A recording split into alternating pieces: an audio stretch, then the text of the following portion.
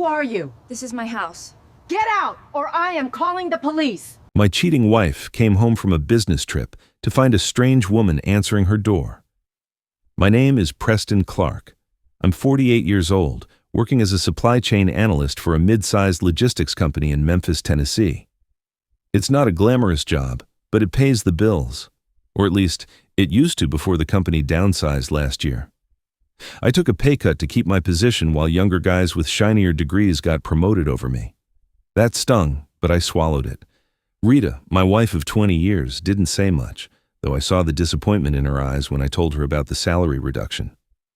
Rita is 43, works in corporate event planning, and she's good at what she does. Really good. She has that polished look, always put together, always networking. I used to be proud of that. I used to brag about her to the guys at work. Now, I wonder if I was just too blind to see what was right in front of me. We have one son, Dylan. He just turned 18 last month, a senior at Germantown High School. He's a good kid, quiet, pretty reserved, plays guitar, and wants to study music production in college. Rita always said he got his artistic side from her family, as if I had nothing to contribute but a steady paycheck. It all started 3 weeks ago, on a Thursday night. I got home early from work because they'd sent half the office home for server maintenance. Rita wasn't expecting me. I walked in the front door of our brick house on Poplar and Kirby Parkway and heard her voice from the upstairs bedroom. She was laughing. That light, flirty laugh I hadn't heard in years, not directed at me anyway. I stood at the bottom of the stairs, grocery bag still in my hands, and listened. "I can't wait either," Rita said, her voice soft and warm. "Next week feels like an eternity." There was a pause. She was on the phone. "Oh, stop. You're terrible," she continued, giggling. "Dylan's at practice, and Preston won't be home for another 2 hours. I know. I'll think about it." My stomach twisted into a knot. I set the bags down silently, walked back out, got into my truck, and drove around the block twice before pulling back into the driveway as if I'd just arrived. When I walked through the door the second time, Rita was in the kitchen, humming to herself, acting like everything was normal. "Hey, hun," she said, not looking up from her phone. "You're home early." "Server issues at work," I replied, watching her face for any sign of guilt. Nothing. Just a distracted nod. That night, I couldn't sleep. I lay beside her in the dark, listening to her breathe, and wondered who she'd been talking to. Wondered what next week meant. I wondered if I was going crazy, or if I was finally waking up. The next few days, I started paying attention. Real attention, the kind you don't want to pay because once you start, you can't unsee what's in front of you. Rita's patterns became obvious. She checked her phone constantly, but always angled away from me. She'd leave the room to take calls, claiming it was work, but her voice would drop to that same warm, flirty tone I'd heard that Thursday night. Monday morning, I told Rita I had an early client meeting downtown. It was a lie. Instead, I sat in my truck across the street from our house and watched. At 8:15, Rita walked out wearing a navy blue dress I'd never seen before, heels clicking on the driveway, hair and makeup done like she was going somewhere important. She drove her white Lexus toward downtown Memphis, and I followed 3 cars behind, feeling like a character in a bad crime drama. She didn't go to her office on Union Avenue. Instead, she pulled into the parking lot of the Riverbend Cafe near the Wolf River. I parked further down the street and watched in my rearview mirror. 5 minutes later, a silver BMW pulled in beside her. A man got out, tall, fit, probably mid-40s, wearing an expensive suit that smelled of corporate money. He walked right up to Rita's car, opened the door for her like a gentleman, and they hugged. It wasn't a friendly hug. It was the kind where you hold on a little too long, where your hands linger on someone's back. They went into the cafe together, and I just sat there, gripping the steering wheel so hard my knuckles turned white. Part of me wanted to storm in there and flip a table. The other, smarter part knew I needed more than that. I needed proof. Hard, undeniable proof that would hold up when things got legal. I didn't go into the cafe. I took pictures with my phone, captured the BMW's license plate, and drove to work 2 hours late. My boss, Jerry Reynolds, gave me a look when I walked in, but didn't say anything. Jerry's been divorced twice. He probably recognized the look on my face.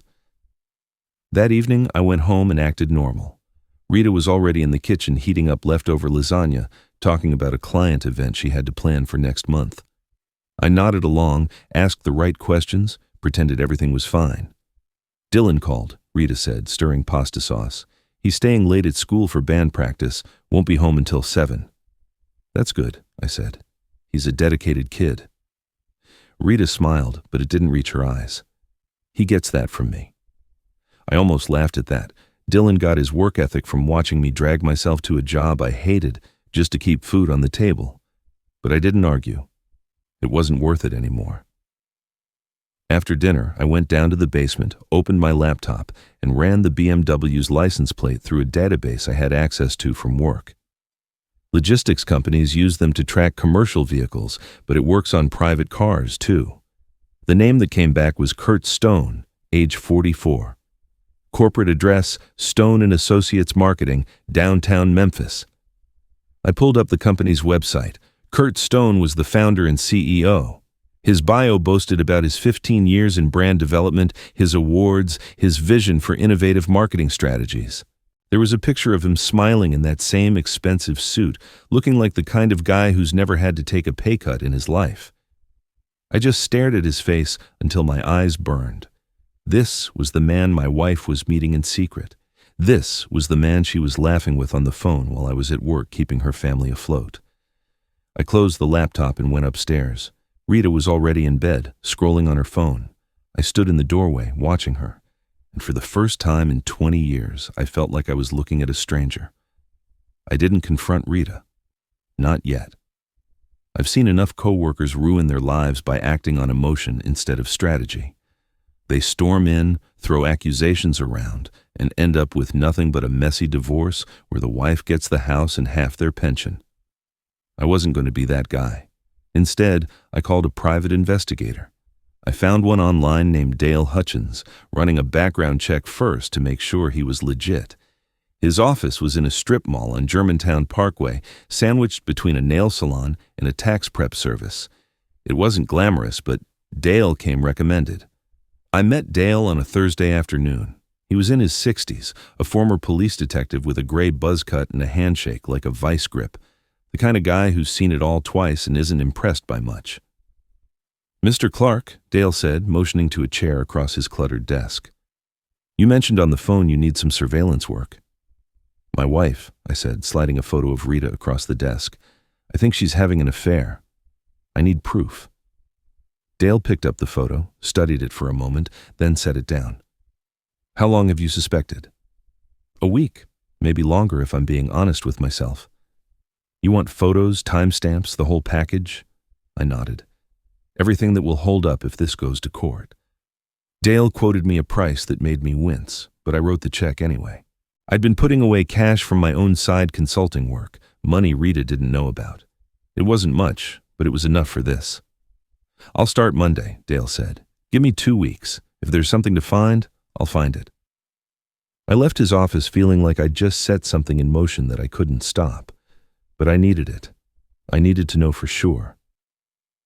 That weekend, Rita announced she had a business trip. Charleston, South Carolina.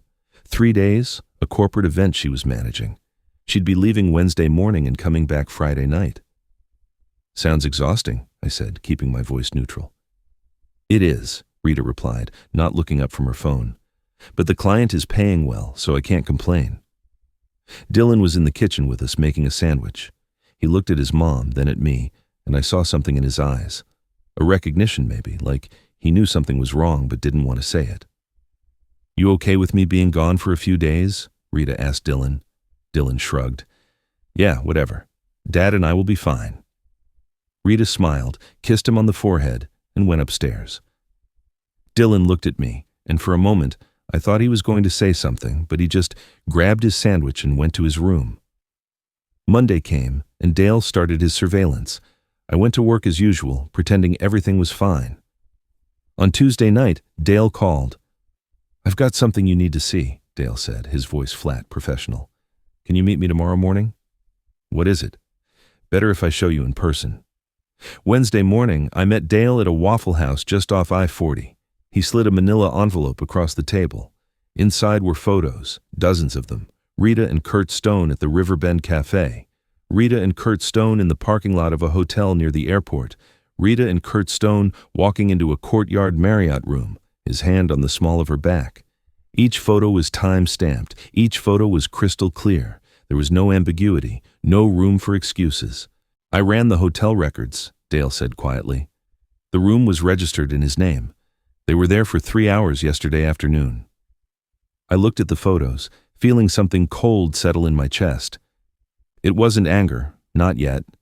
Just a quiet, clear understanding that my marriage was over and I needed to protect myself. I need more, I said. I need everything. Dale nodded. I'll keep working. You'll have what you need. By Friday, Dale had given me everything. Pictures, time logs, even a copy of the hotel receipt. Rita and Kurt Stone had been meeting regularly for at least 2 months, maybe longer. The evidence was irrefutable.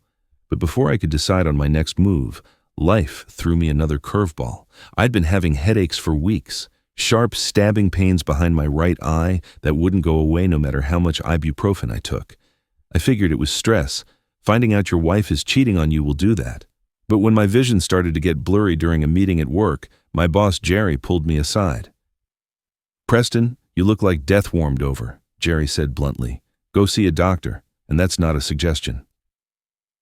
I made an appointment with Dr. Kenneth Brennan, my family doctor. He ran some tests, ordered an MRI, and called me in 3 days later with results that made the infidelity seem almost trivial. "Preston," Dr. Brennan said, his tone cautious, "the MRI showed a mass. It's small, but it's there. We need to do more tests, but I'm referring you to an oncologist." The word hung in the air like a death sentence. Oncologist? Cancer? How bad is it? It could be something we need to treat aggressively, but we've caught it early, and that's good. I walked out of that appointment in a daze. I sat in my truck in the parking lot for 20 minutes, just staring at nothing. My wife was cheating on me, and now I might have cancer. The universe had a twisted sense of humor. I didn't tell Rita about the diagnosis. What was the point? She was too busy planning her next rendezvous with Kurt Stone to care about my health. Instead, I told Dylan that night, after Rita had gone to bed. Dylan was in his room, softly strumming his guitar. I knocked on the door, and he looked up. "Hey, Dad, what's up?" I sat on the edge of his bed. "I need to tell you something, and I need you to keep it between us for now." Dylan put his guitar down. His face suddenly turned serious. "What is it?" "I went to the doctor this week. They found something. A mass in my head. They're doing more tests, but it might be cancer." Dylan's face went pale. "Dad, are you serious?" "Yeah, but we caught it early. I'm going to fight this, and I'm going to win, but I need you to stay strong, okay?" Dylan nodded slowly, his hands trembling. "Does Mom know?" "No, and I don't want to tell her yet." "Why not?" I looked at my son, this young man whose world was about to be turned upside down, and I made a decision. He deserved the truth. "Because your mother has been lying to us, Dylan, and I don't trust her with this right now." Dylan just stared at me, and I saw the understanding dawn in his eyes. He wasn't a kid anymore. He knew something was broken in this house long before I ever confirmed it. A week after I told him, the tension in our house was thick enough to cut with a knife. Dylan grew quieter, more withdrawn. He stopped talking to Rita at dinner, giving her one-word answers when she asked about school. Rita noticed, but she didn't seem to care. She was too distracted by her phone, by whatever Kurt Stone was texting her. One night, Rita came home late from another supposed client meeting. It was almost 10. Dylan was in the kitchen grabbing a snack when she walked in the door. "Where have you been?" Dylan asked. His voice was sharp, accusatory. Rita stopped, surprised. "Working? I told you I had a client dinner." "Right," Dylan said. "A client dinner." Rita's face hardened. "Excuse me, what's that supposed to mean?" "It means I'm not stupid, Mom. Neither of us are." I was in the living room listening. I stood up and walked to the kitchen doorway. Rita saw me, and her expression shifted to defensive anger. "Preston, are you going to let him speak to me like that?" Rita demanded. "Let him talk," I said calmly. "He has something to say." Dylan looked at his mother, and I could see years of frustration building behind his eyes. "You think we don't notice? You think Dad doesn't notice?" Rita's face went pale. "Notice what?" "That you're never here. that you're always on your phone, that you don't care about us. Dylan, that's not fair, Rita started, but Dylan cut her off. You know what's not fair? Dylan's voice rose. Dad's sick. He's really sick, and you don't even know because you're too busy with whoever it is you're seeing. Rita froze. Her eyes shot to me. Preston, what is he talking about? I have a medical condition, I said evenly. The doctors are running tests. I told Dylan because he deserves to know. And you didn't tell me? Rita's voice was shrill now. Why would I asked. You've made it pretty clear where your priorities are.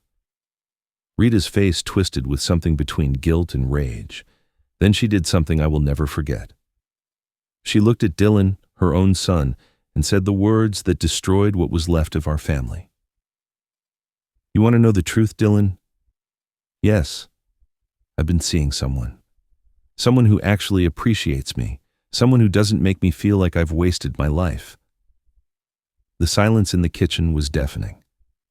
Dylan stared at his mother like she'd just slapped him. His name is Kurt, Rita continued, her voice bitter, and he's a better man than your father will ever be. Dylan's hands clenched into fists. Get out. What? Rita blinked. Get out of this house, Dylan repeated, his voice shaking. You don't get to say that about Dad, not after everything he's done for us.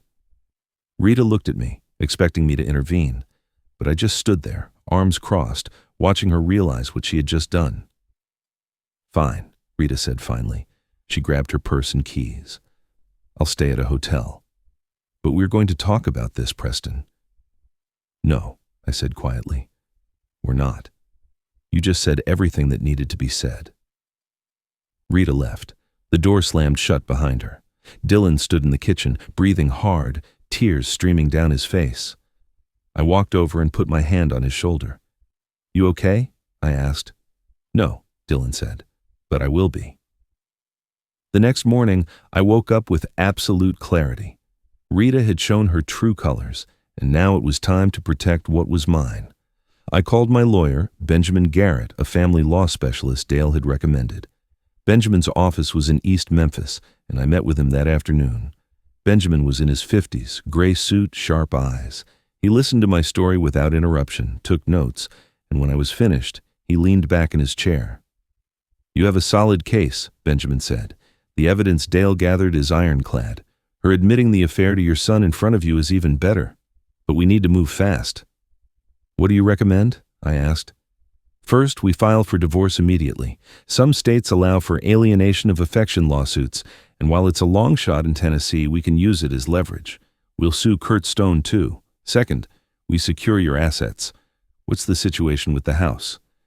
The house is in both our names. We bought it together 12 years ago. Benjamin nodded. We'll have to address that. And bank accounts? We have a joint checking and savings. I also have a separate account from my consulting work that Rita doesn't know about. Move your money out of the joint accounts today. Open a new account in your name only. Document every single transaction. We don't want her claiming you hid assets, but we also don't want her draining the accounts out of spite. I left Benjamin's office and drove straight to the First Horizon Bank on Poplar Avenue. The banker, a woman named Susan Rahab, helped me close the joint accounts and transfer my half into a new personal account. I left Rita's half in a separate account she could access just to avoid legal complications. Next, I contacted the mortgage company and utility companies. The house was our biggest asset, but Benjamin warned me that Tennessee was an equitable distribution state. Rita would likely get a share of the house's value in the divorce, but I could control how that played out. By the end of the week, I had everything in place. Separate bank accounts, secured mortgage payments, and divorce papers ready to be filed. Benjamin recommended waiting until Rita's parents heard about the affair before serving them. He said their reaction might give us extra leverage. Rita's parents, Richard and Barbara Gaines, were old-school conservatives from Jackson, Tennessee. They never really liked me, thought I wasn't successful enough for their daughter, but they valued family, reputation, and morality above all else. When they found out Rita was cheating on me, especially with a medical diagnosis hanging over my head, they would be livid. I didn't have to wait long. Dylan, bless his heart, called his grandmother and told her everything. 24 hours later, Barbara Gaines showed up at our house, her face like a thundercloud. Barbara Gaines arrived at our house like a storm rolling in off the Mississippi River. She pulled up in her silver Cadillac, parked in the driveway, and marched to the front door without knocking. I was in the living room when she came in, with Dylan right behind her. "Where is she?" Barbara demanded. Her voice was ice. "She's been staying at a hotel," I said, getting to my feet. "The Residence Inn on Poplar." Barbara's face was tight with fury. "Dylan told me everything. Is it true? Is Rita having an affair?" "Yes, ma'am. I have proof, if you need to see it." Barbara shook her head. "I don't need to see anything. I raised my daughter better than this. And to do it while you're dealing with a medical condition, that's unforgivable." I'd always thought Barbara looked down on me, that I wasn't good enough for her daughter. But standing there in my living room, she looked at me with something close to respect. "What are you going to do?" Barbara asked. "I'm filing for divorce. My lawyer has already drawn up the papers." "Good. And I want you to know something, Preston. Richard and I will not be supporting Rita in this. We will testify on your behalf if you need us to. What she has done is wrong, and she needs to face the consequences." That surprised me. "Mrs. Gaines, you don't have to do that." "Yes, I do. She's my daughter, and I love her, but I will not stand by while she destroys this family. Dylan deserves better. You deserve better." Barbara left soon after, promising to call Rita and give her a piece of her mind. I sat back down on the couch, Dylan beside me. "Grandma means business," Dylan said. "Yeah, she does. You think it'll do any good?" "Maybe, but it doesn't change what I have to do." That night, Rita called. I let it ring 4 times before I answered. "Preston, we need to talk," Rita said. Her voice was tight, defensive. "I'm listening," I replied, keeping my tone neutral. "My mother just called me. She's furious. She said she'll cut me out of the will if I don't end things with Kurt and fix our marriage." "And what did you tell her?" There was a long pause. "I told her I'm not sure I can fix this." "Then don't," I said flatly. "I've already filed for divorce. You'll be served within the week." "Preston, wait. Can we at least try therapy or something?" "What for? So you can lie to a therapist the same way you've been lying to me?" "I never wanted this to happen," Rita said, her voice breaking. "Kurt and I just connected. You've been so distant lately, so focused on work and your health problems. I was lonely." "You were lonely?" I laughed, a bitter, cold sound. "I've been fighting to hold this family together while you were sneaking around with another man. Don't you talk to me about being lonely." "Preston, please. The papers will include a lawsuit against Kurt Stone for alienation of affection. My lawyer says we have a solid case for leverage. You and Kurt destroyed this marriage, and you're both going to pay for it." I hung up before she could respond. My hands were shaking, not from anger, but from the sheer relief of finally saying what needed to be said. Dylan looked at me from across the room. "You okay, Dad?" "Yeah," I said. "I'm okay." Rita's supposed business trip to Charleston was scheduled for the following week. She'd already paid for the hotel, already arranged the days off from work. But I knew she wasn't going to Charleston. She was going to meet Kurt Stone somewhere, probably using the trip as an alibi for another long weekend together. I decided to use that time to my advantage. While Rita was away, I was going to sell the house. It was risky, maybe even borderline unethical, but Benjamin assured me it could be done. The house was in both our names, but with the divorce filed and Rita's infidelity documented, a judge would likely side with me on the sale, especially if I split the profits fairly. Benjamin put me in touch with a real estate agent named Carol Bishop. Carol was in her 60s, no nonsense, and moved fast. She listed the house on Wednesday, and by Friday we had 2 offers. I accepted the higher one, from a young couple from Nashville moving to Memphis for work. The closing was scheduled for the following Thursday, right in the middle of Rita's trip. Carol handled everything, kept it quiet, kept it professional. I started packing my things, boxing up everything that mattered. Pictures of Dylan, my dad's old tools, the books and records I'd collected over the years. Dylan helped me pack. We worked in silence most of the time, the weight of what was happening pressing down on both of us. "Where are we going to live?" Dylan asked at one point. "Found an apartment in Germantown, 2 bedrooms, close to your school. We'll be fine." "And Mom?" "She'll figure it out. She's got Kurt, remember?" Dylan nodded but didn't say anything. I could see he was processing everything, trying to make sense of how his family had fallen apart so quickly. Rita left for Charleston on Tuesday morning. She gave Dylan a kiss goodbye, barely looked at me, and drove off in her Lexus, suitcase in the trunk. The second her car turned the corner, I called the moving company. By Thursday afternoon, the house was empty. The furniture gone, the walls bare, every trace of our 20 years together erased. The new owners, a couple named Stephen and Laura Andrews, were scheduled to move in on Friday morning. Carol handed me the check for my half of the sale, and I deposited it immediately into my new account. Friday night, Rita came home. I wasn't there to see it, but Dylan told me what happened later. Rita pulled into the driveway and knew immediately something was wrong. The yard looked different. Lights were on inside, but in the wrong places. She walked up to the front door and knocked. A woman answered. "I'm Laura Andrews, the new owner. Can I help you?" Laura asked, confused. "This is my house," Rita said, her voice rising. "Who are you?" "I'm sorry, but you must have the wrong address. My husband and I just bought this house. We moved in this morning." Rita's face went white. "What? No, that's not possible. This is my house. I live here." Laura looked uncomfortable. "Ma'am, I don't know what to tell you. Maybe you should call someone." Rita just stood there on the porch, staring at a stranger in her own doorway, and she finally understood what she had done. She pulled out her phone and called me. I answered on the third ring.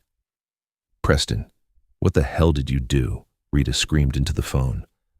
"I sold the house," I said calmly. "Your half of the profits is in an account under your name. The bank details are in the envelope I left with your lawyer." "You can't just sell our house without telling me." "I just did.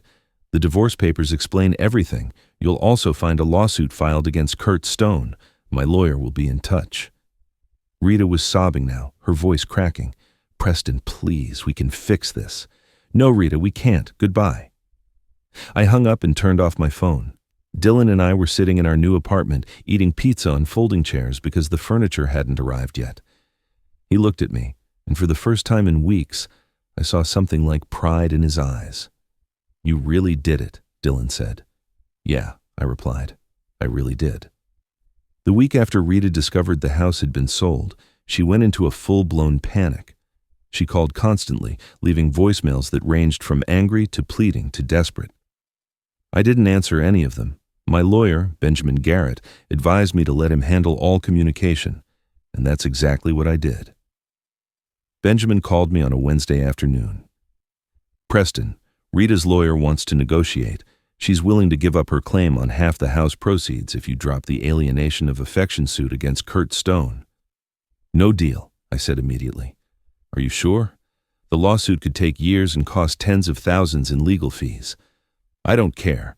Kurt Stone helped destroy my marriage. He needs to pay for that." Benjamin was quiet for a moment. "Okay, I'll tell them we're moving forward with everything." 2 days later, Rita showed up at Dylan's high school. She cornered him in the parking lot after band practice, begging him to talk to me, to convince me to give her another chance. Dylan called me from his car, and I could hear Rita crying in the background. "Dad, she's losing it," Dylan said quietly. "She keeps saying she made a mistake, that she wants to fix things." "Do you want to talk to her?" I asked. "No, I just want to go home." "Then go. If she follows you, call the police." Dylan did just that. Rita didn't follow, but she did call me an hour later, her voice raw from crying. "Preston, please, I'll do anything. I'll end it with Kurt. I'll go to counseling, whatever you want." "It's too late for that," I said. "You made your choice when you told our son that Kurt was a better man than me. You destroyed this family, Rita, not me." I was angry. I didn't mean it. "Yes, you did, and now you have to live with it." She hung up. I didn't hear from her for several days. Then Benjamin called with news that made me smile for the first time in weeks. "Kurt Stone's lawyer reached out," Benjamin said. "He wants to settle the alienation of affection lawsuit. He's offering $75,000. "Tell him 150, I said. "Preston, that's aggressive. He can afford it, and if he doesn't want his name dragged through the local papers, he'll pay." Benjamin chuckled. "I'll make the counteroffer." Kurt settled for $120,000. The lawsuit was dropped, but the damage to his reputation was done. Word got around the Memphis business community about what he'd done, and several of his clients quietly dropped his firm. Rita lost her job when her employer found out about the affair and decided they didn't want the negative publicity. Meanwhile, my medical tests came back. The mass in my head was benign. It would need to be monitored, but it wasn't cancer. When Dr. Brennan gave me the news, I sat in his office and felt something break inside me. It wasn't grief, but relief. I was going to be okay. I told Dylan that night over dinner in our new apartment. He cried, really cried, and hugged me so tight I thought he might crack a rib. "I thought I was going to lose you," Dylan said, his voice muffled against my shoulder. "You're not losing me, son. I'm right here." 8 months later, life had settled into a new rhythm. Dylan graduated from high school with honors and was accepted to Belmont University in Nashville to study music production. I was proud of him, proud of how he'd handled everything that had happened. The divorce was finalized in July. Rita got her half of the house proceeds and nothing more. The prenup we'd signed years ago protected most of my retirement savings, and the alienation of affection settlement was entirely mine. Rita moved back to Jackson to live with her parents, who were barely speaking to her, according to Barbara anyway. Barbara called me every few weeks to check in, repeatedly apologizing for her daughter's behavior. She and Richard had written Dylan into their will as the primary beneficiary, cutting Rita's share down to almost nothing. Dylan didn't care about the money, but I appreciated the gesture. It showed that some people still valued integrity. As for me, I threw myself into work and into being a better father. Dylan and I went to concerts, took a road trip to Colorado, spent weekends working on his truck in the apartment complex parking lot. We talked about everything, his future, his music, his feelings about the divorce. "I suspected something was wrong for months before you confirmed it," he admitted one afternoon. "I heard Mom on the phone once, laughing in a way she never laughed with you. I knew then something was up." "Why didn't you say anything?" "Because I didn't want it to be true. I kept hoping I was wrong." I understood that feeling all too well. My health improved. The headache stopped, my energy came back, and I started running again. I even went on a few dates, though nothing serious. I wasn't ready for that yet. Maybe someday, but not now. One Saturday in September, Dylan and I were packing up his things for college. He was nervous, excited, ready to start his new life. As we loaded boxes into my truck, he turned to me. "Dad, I need to tell you something." "What's up?" "I'm proud of you for how you handled everything. You could have fallen apart, but you didn't. You stayed strong, and you protected us. That took guts." I looked at my son, this young man who had grown up too fast because of circumstances beyond his control, and felt a lump in my throat. "Thanks, Dylan. That means a lot." "I mean it. You're the strongest person I know." We finished loading the truck and drove to Nashville in a comfortable silence. As we pulled up to Dylan's dorm, I realized this chapter of my life was closing. The pain, the betrayal, the anger, it was all fading into something manageable, something I could live with. Rita tried to reach out one last time before Dylan left for college. She sent a long email, apologizing, asking for forgiveness, hoping we could be cordial for Dylan's sake. I read it once, then deleted it. Some things don't deserve a response. I dropped Dylan off at Belmont, helped him get settled in his dorm, and said my goodbyes. As I drove back to Memphis, I felt something I hadn't felt in a long time. Peace. My marriage was over, my health was stable, and my son was thriving. That was enough. Life moves on, whether you're ready for it or not. The trick is learning how to move with it.